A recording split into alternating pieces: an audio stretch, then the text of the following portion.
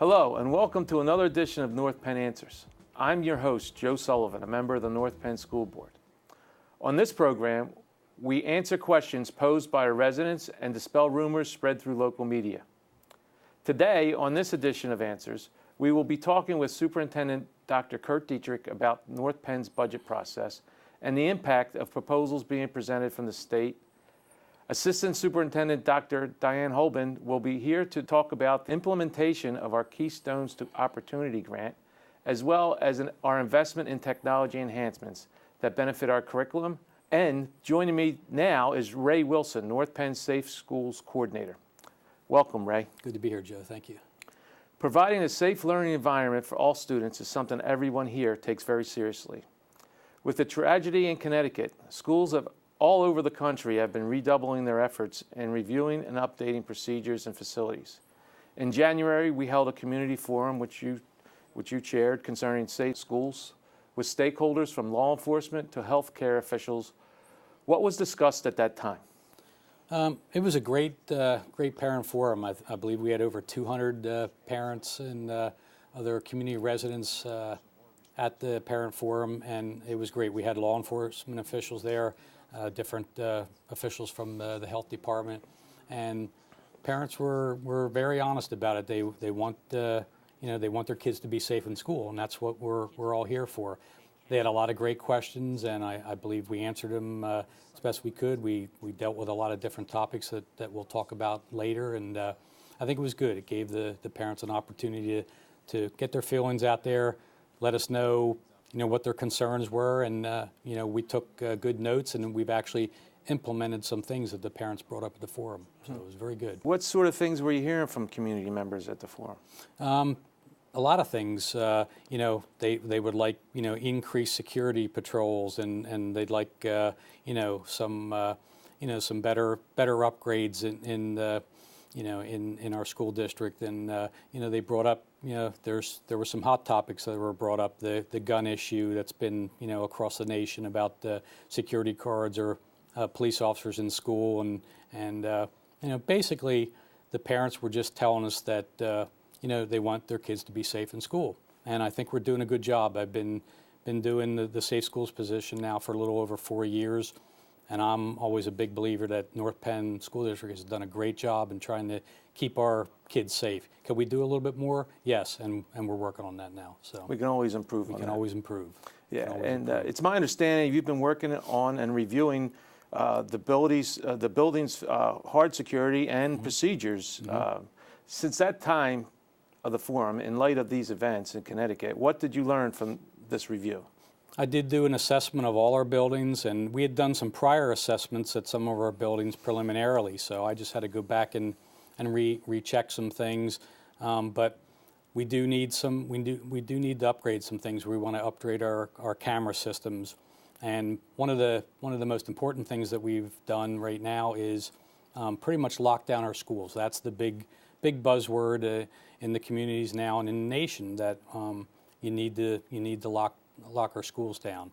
We install buzzer systems in most of our schools, and we're in the process right now of installing proxy card, swipe card systems for all our schools, and that was something that we've been working on for a long time, but it's coming to fruition now with the swipe cards. That'll give easy access for staff, and that'll give us a little bit better opportunity to lock down our schools. We're also working very closely with the police departments. I've been having many meetings in the past couple months with the police departments, and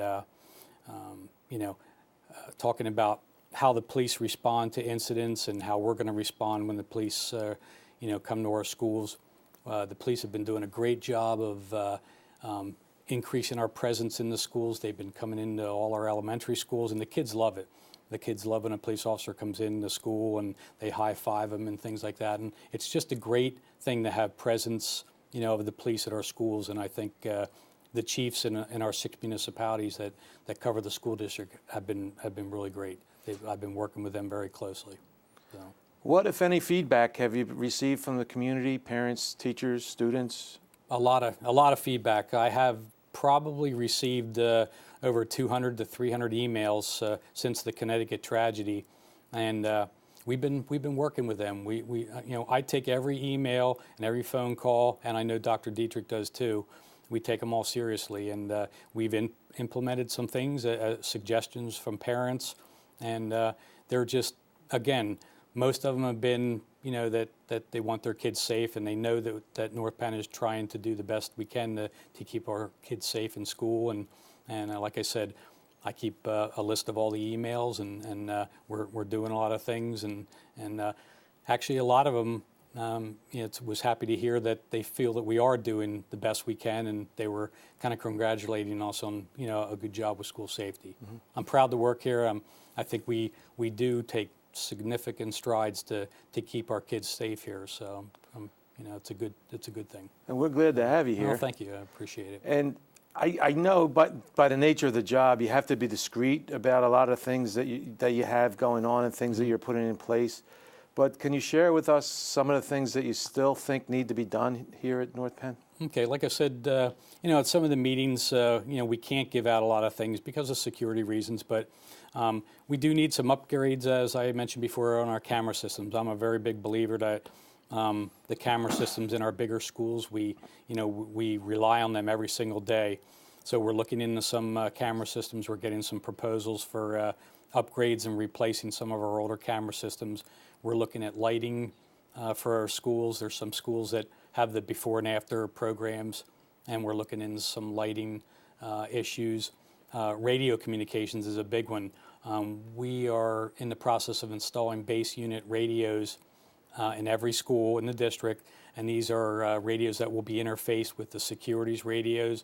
A lot of the administration have radios, and we will also have interoperability between all the schools and all the police departments too, and that'll just give a lot a greater response for the police departments. We're in a progress now where we're putting camera feeds in the police department cars, so they'll be able to see our camera feeds, and the proxy system and swipe cards. That's some of the major physical things we're doing. So that's going along. We're really progressing pretty well on that. As a board member, I run across people in the community, and a lot of parents and community members want to know what they can do to help make your job easier. Do you have anything to share with them that sort of may give them an idea how they can help? Yeah, that's one of the easiest things. Parents are one of the first people that hear things. Kids come home sometimes and they hear things, or parents hear things on social media and things like that. Please, I'm asking parents, and I know they do because we get phone calls and emails a lot too, to let us know if they hear something, if they hear that a student's possibly planning something, or they hear that something as simple as a fight or something the next day, because a fight can lead into something more serious. But we really rely on the parents to let us know, and we might be able to curtail something the night before or the week before something happens at our school. So keep talking for the parents, keep talking to your kids, and if they see anything on social media has been a big part. We catch a lot of things on social media regarding school safety, and the parents can really help out a lot. And like I said, they've been great. We've received hundreds of emails from parents, giving us suggestions and things like that. So the parents play a critical role. I can imagine. Yep. I'm not a security expert, but it sounds like you have a good core program in place. It sounds like there's just refinements, enhancements, and calibrations that are continuously going on, some reevaluations. Yep. Do you have any of those that you would like to share with us, or just constant due diligence? One of the big things that I'm working on too is some retraining of people. I'm a big believer, again, that training is one of, we do, it's a known fact across the nation, schools do intruder drills, and we're changing some ways that we do intruder drills, and we're doing more intruder drills, and we're doing things like that. So, I'm going around and doing refresher training for all the staff, and like I said, I'm working very closely with police departments that are coming into the schools after hours, doing some rapid response training and things like that, and it's a great collaborative effort between the police departments, the school district, and the parents. And our number one goal here is to keep our students and staff safe, and I think I think we're doing that. Thanks for coming to the show, Ray. It goes without saying, we all know how important your job is. Thank you. And I appreciate you taking the time out of your busy day to reassure the community that we're taking every step to keep our community's children safe. Thank you very much. Thanks very much. Up next, Dr. Diane Holben will join us to talk about the Keystones to Opportunity Grant and our efforts in technology. Stay tuned. We'll be right back.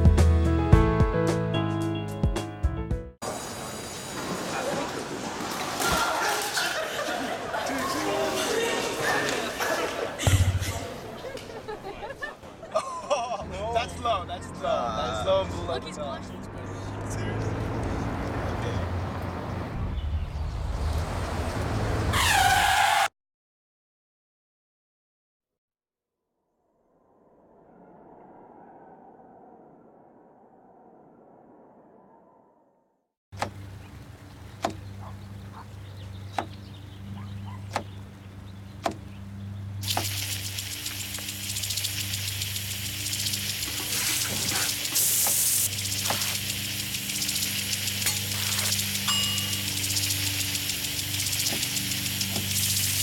Clean kitchen surfaces, utensils, and hands with soapy water. 1 in 6 Americans will get sick from food poisoning this year. Keep your family safer. Check your steps at foodsafety.gov. Here we go. We're gonna make some juice. It's gonna be good. She's excited. A little bit of kale. Please don't put this on. I'm putting it all over the line. It's wet. It needs something. No, it'll go. Don't break my juicer.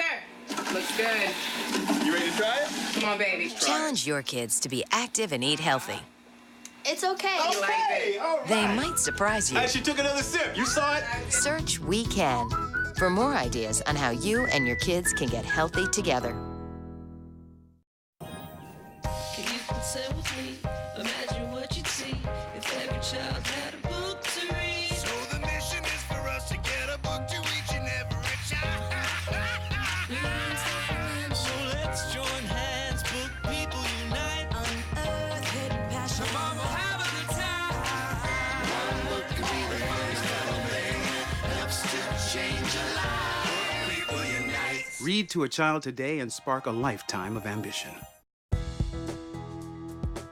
Welcome back to Answers. Joining me now is Dr. Diane Holben, Assistant Superintendent for the North Penn School District. Welcome.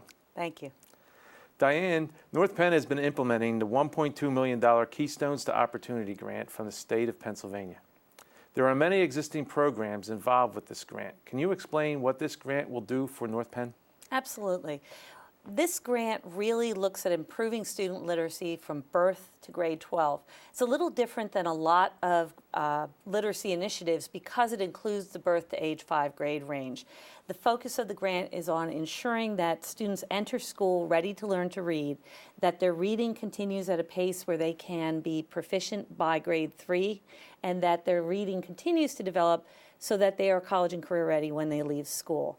We've been fortunate enough to receive a large sum of money to support programs that we have in place in the district and expand them to serve more children. Is there anything specifically that you could point to about how the grant is helping us enhance our literacy efforts in the school district? Absolutely. In the birth to 5 age range, we've been fortunate enough to employ a preschool outreach coordinator who is working with several preschools in the district to enhance family engagement and enhance family use of literacy skills in the home so that the children enter school ready to learn to read in kindergarten.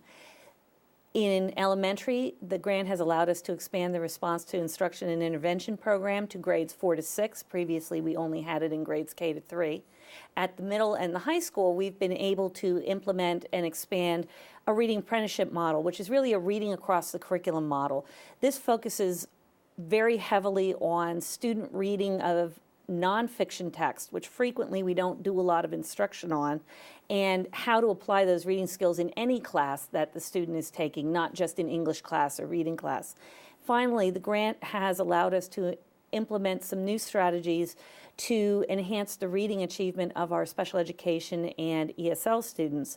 I'd like to in particular point to the SIOP program, which is a program that helps the ESL students acquire language more easily and gives teachers tools to help the ESL students with keeping up with the instruction and the language acquisition in their content area classes. Right, ESL is English as a Right. second language Absolutely. for those of us that are not in, Absolutely. in the business. All right.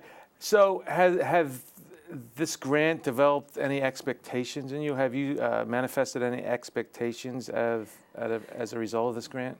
Yes, we have always had a strong literacy program in the North Penn School District, and we're proud of the literacy achievement that our students have traditionally had. Through this grant, we are expecting to see a greater number of students be proficient in reading, and in particular, we are expecting to see that differentiating the instruction to meet student needs will allow students that have historically struggled with reading to be able to catch up and read on grade level. Nice, that is really nice. Shifting gears to technology. Earlier in the school year, the board approved capital improvements for our infrastructure and technology. What improvements are we making? We are at present looking at expanding and upgrading our technology infrastructure, particularly our wireless environment and our use of mobile devices in the school setting. As I'm sure you're well aware, the technology world is moving more towards mobile devices, which puts a greater press on having the ability to have wireless access to use those mobile devices. As a result, we have a need to upgrade the wireless service in the district. It is several years old. The technology has improved to the point where when we upgrade it, we will have a greater bandwidth and we will have greater speed for our wireless service, which will allow the use of more mobile devices on that system. We're finding that we're having some early success with the use of iPads, for instance, for reading intervention, so that students can use the apps on the iPad to practice particular reading skills as opposed to more traditional ways of instructing. We're looking at better how to integrate the technology into being a crucial part of the instruction, not an add-on to the instruction.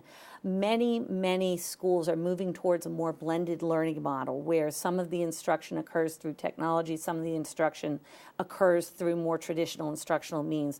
We want to have our students advantage with understanding and utilizing that technology so that when they go into their college or career settings, they're well versed not just in the content, but in the use of the technology that they will face in their post-secondary life.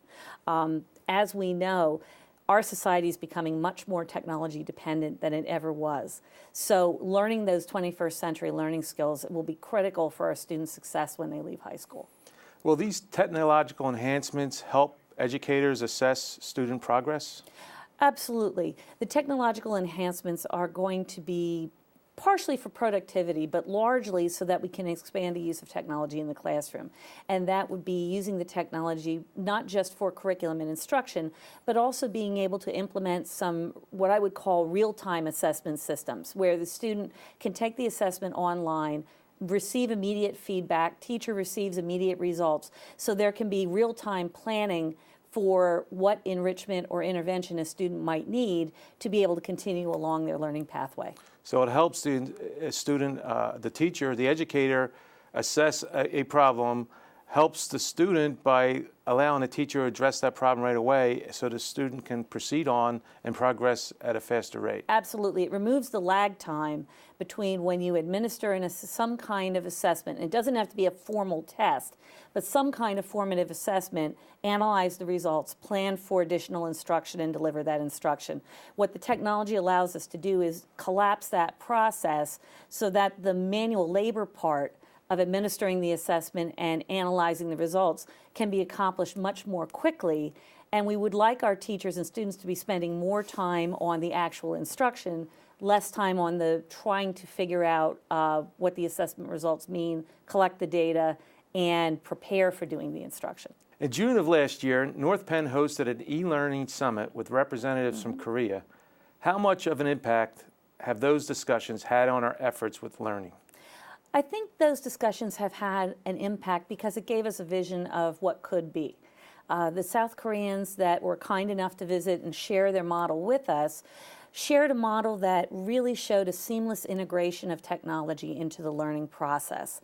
And I think that jump-started our thinking in terms of what could be possible at North Penn and what kind of technology infrastructure is necessary to make that kind of learning environment possible.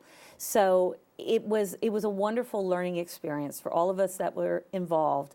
and it's really informed the decisions we need to make to move the district forward. The tools of education continue to evolve. If we could fast forward 5 years, what would the classroom look like, and how would those lessons be delivered?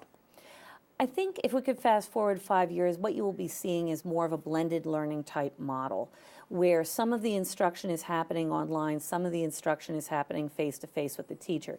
That's not necessarily to say it's the traditional, what people think of as the traditional cyber approach, where the child is sitting at home doing cyber courses, but there's a lot of interest in the educational community right now in what they refer to as flipped classrooms, which really means, in a nutshell, that you're looking at the lecture or the primary instructions through some kind of technological means, and then the time in class is spent working with the teacher, doing the application, doing the practice, doing the things where you need more of the guidance and coaching from the teacher. When you think about what we do right now, we do the face-to-face instruction in the classroom and frequently send the children home to do homework, to do the application and practice independently. This wouldn't eliminate the need for independent practice, but it would provide a model where more of the basic instruction occurs outside of the classroom, more of the actual coaching application occurs inside the classroom. It's not necessarily a universal fit to all classes, but I think in schools in general, you're going to see more of that kind of approach to learning and less of the stand and deliver in front of the chalkboard kind of approach to learning. Nice. Nice. Thanks, Diane, for joining us. Thank I you. really appreciate it. It's a pleasure. It's an exciting time in education, and we'll be sure to provide updates in the months ahead in these two areas. Thank you. Thank you. Up next, Dr. Curt Dietrich will be here to talk about proposals from the state that can and will have a major impact on the budget process. Stay tuned.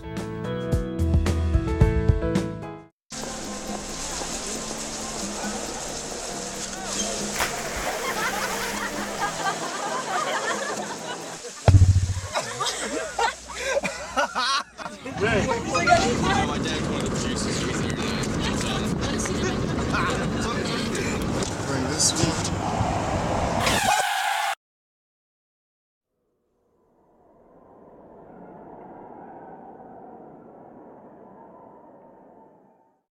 I think someone at my friend's school has this thing called autism. My friend's brother's son has autism. My neighbor's son has autism. My son has autism. Autism is getting closer to home. Today, 1 in 88 children is diagnosed with autism. That's a 1,000% increase in the last 40 years. Learn more at autismspeaks.org/signs.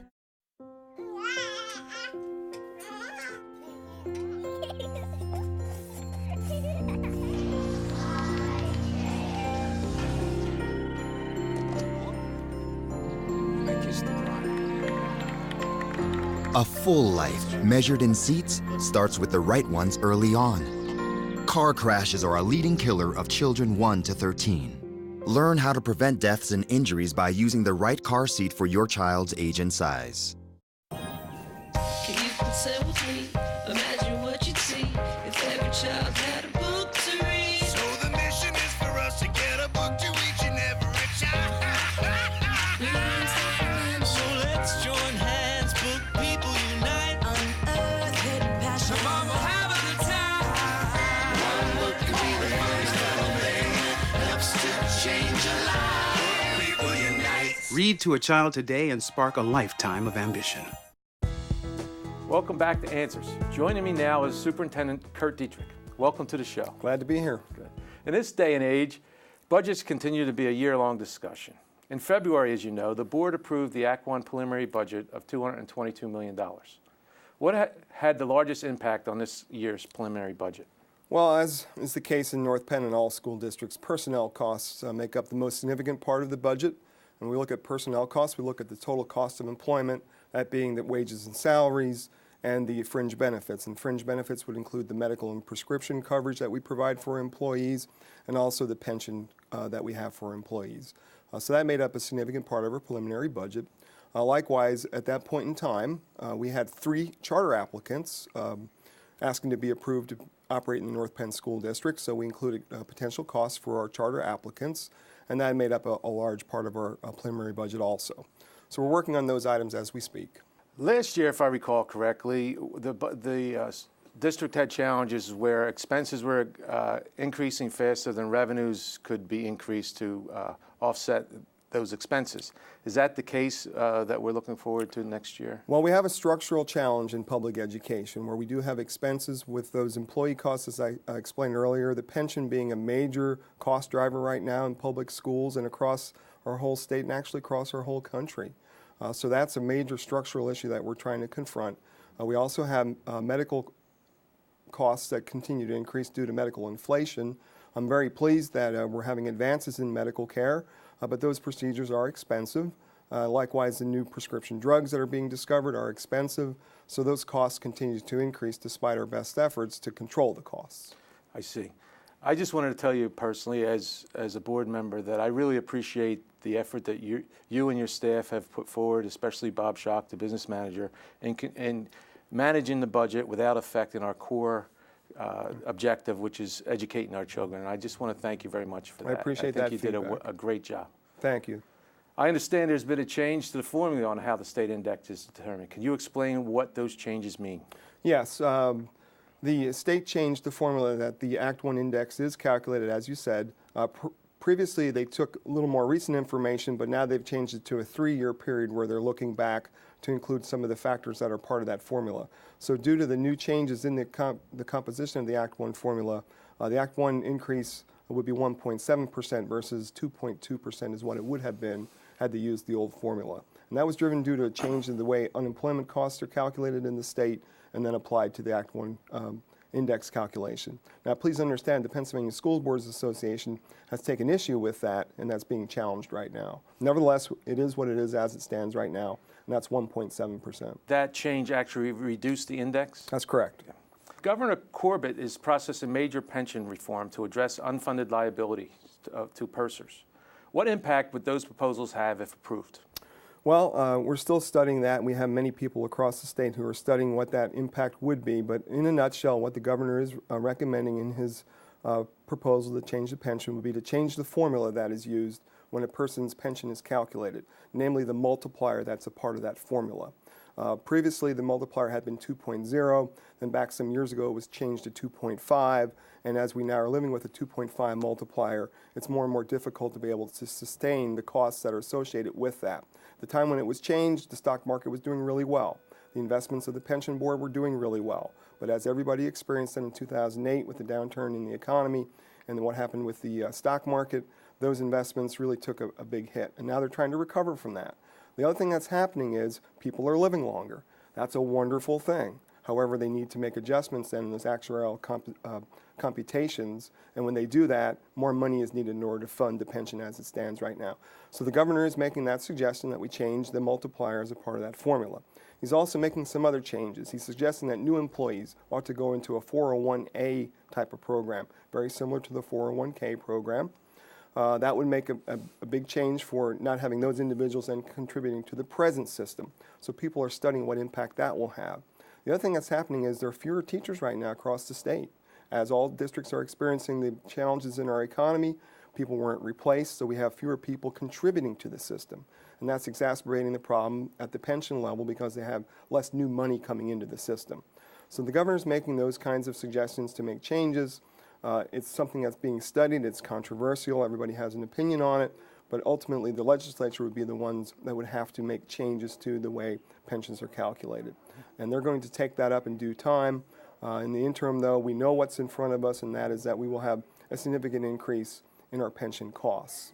Another part of the governor's recommendation, and the governor says if we make those changes to the way pensions are calculated and the people that would no longer be a part of that, we could reduce the percentage increase that we would experience here in the next 2 years. So there would be some short-term impact in that. Again, another controversial part of the governor's proposal, because in essence it just delays some of those inevitable increases that seem to be necessary in order to fund the pension system. So lots being discussed right now. We have many special interest groups that are looking at it from their point of view. They're talking with legislators. The legislature understands it's an issue, but there are no real apparent easy solutions that'll please everyone. Well, it sounds like the pension, the purser's pension fund is experiencing structural difficulties similar to what the school district is. It's just in a different form. It is. Yeah. So they've done calculations, and we are underfunded in that pension system, and one of the states out of the 50 that is pretty significantly underfunded right now. So they're looking at that and trying to take that up, but again, it'll be a matter of a lot of debate in terms of what might be done to solve the problem. I see.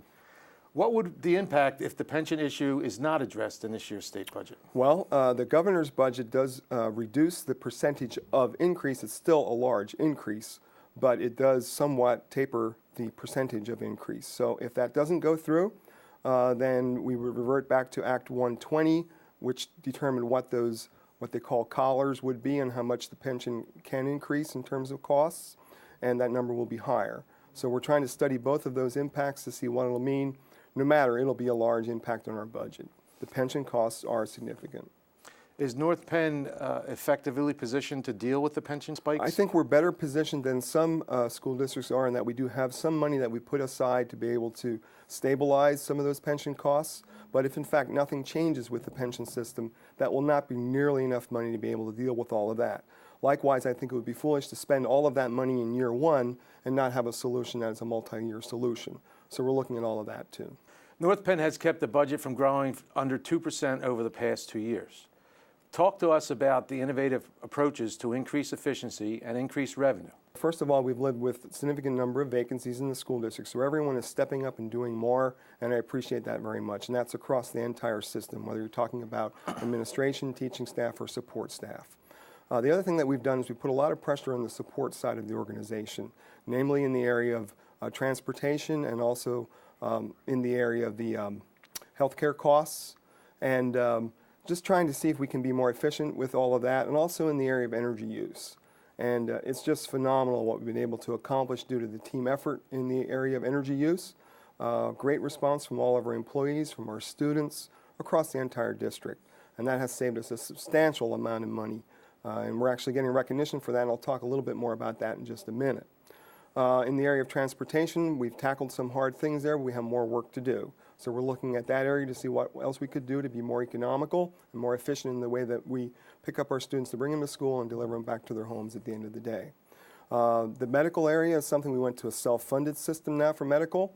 We used to just call up Blue Cross and say we have this level of coverage, tell us what it'll cost for this number of employees, and they look at our experience and they'd give us a number where we took on no risk. We simply paid the amount, and it didn't matter what the actual claims were.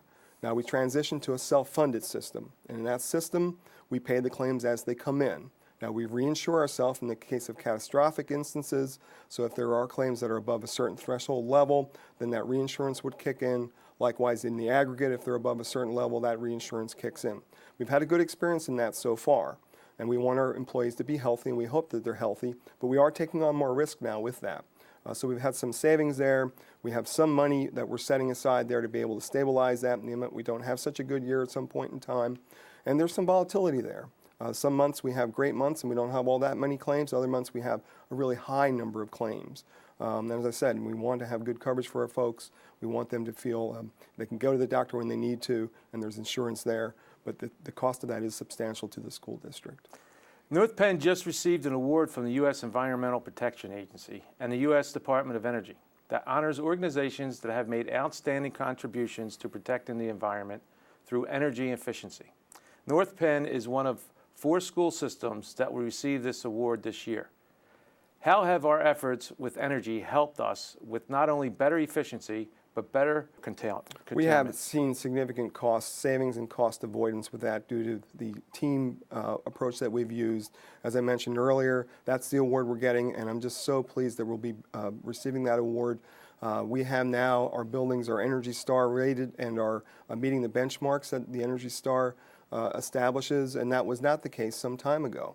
And that happened due to a team effort. Students involved, employees involved, just paying attention to details. We did not spend money in order to do this. We just are paying attention to every last detail, saving energy wherever possible, and it's really adding up, and we're really pleased about that. What will be the next steps for the North Penn budget process? Well, it's difficult to put an Act 1 budget together already in January and then adopt it in February. So now we'll have a few months to be able to refine that Act 1 budget and know more clearly what our expenses will be. We know that since the time the Act 1 budget was developed, we had 3 charter applicants. We've heard now that one of those applicants has chosen not to appeal. We're still not certain what's the status of the other 2 applicants who placed their applications with us as a school district. So we'll see how that plays out. The law does give them 60 days to appeal the decision of the school district. So we don't know what those expenses are going to be, but within the next 60 days, I think that'll become a little more clear. We also will refine all of the expenditure side of the budget. Again, go through the budget with a fine-tooth comb, do a zero-based budget where we ask everybody to justify why they would need to have a particular expenditure, and then likewise on the revenue side of the budget. In time, we'll get a little clearer picture from the state what their support will be. Likewise, we'll be able to estimate all of our local revenues. As you know, we have the real estate revenue there.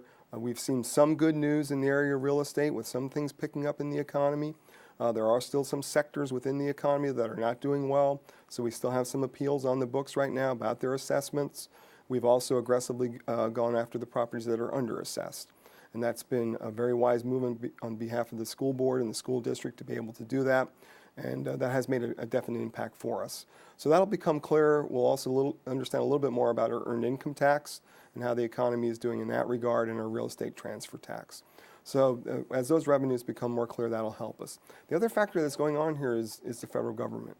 We do receive money from the federal government for certain programs, and as you know, sequestration is a big issue right now, and that has now taken place, and if something gets adjusted, I'll be happy to hear the news. Otherwise, we are experiencing in excess of a 5% decrease in our federal program money. So that has impact on us, and we'll have to make adjustments on that as the year progresses. In the past, you've held community forums. Do you plan on holding a community forum about the budget? I do. Those have been very successful. I've been really pleased with the turnout. I appreciate the interest of our community members to come to those, hear a presentation, then importantly ask me questions. And either I'll answer those or perhaps someone else in the audience from the administration or school board might be present to be able to answer those questions, but we answer the questions from the public as they come in. We also are having a special forum where we're inviting our state legislators to attend. We're going to talk about important topics and how the state might be a part of this solution. Yeah, so that would be nice for the community to come out and actually interface with the state legislators, sort of communicate their concerns directly with the state legislators. Exactly. And it is really a nice way to facilitate a channel of communication. Well, despite our best efforts on the local level, the state is a part of the solution, and they have a significant part in setting all of the expectations statewide. The expectations are increasing substantially from the state, particularly in the area of assessment, with the Keystone exams coming into place now, a transition to the Common Core for curriculum, which will make a change in the PSSAs. There's new expectation on educator effectiveness that they're putting into place with the way teachers are evaluated and principals are evaluated. So lots of things are happening, and we need the state's cooperation. There's a lot of work to be done, as always, and I appreciate you taking time out of your busy schedule to share it with us today. Thanks again. My pleasure. Thank you very much. That's it for this edition of North Penn Answers. If you have a question you'd like to see answered on this show, please email northpennanswers@npenn.org. We encourage everyone to send us your questions. Thank you for watching.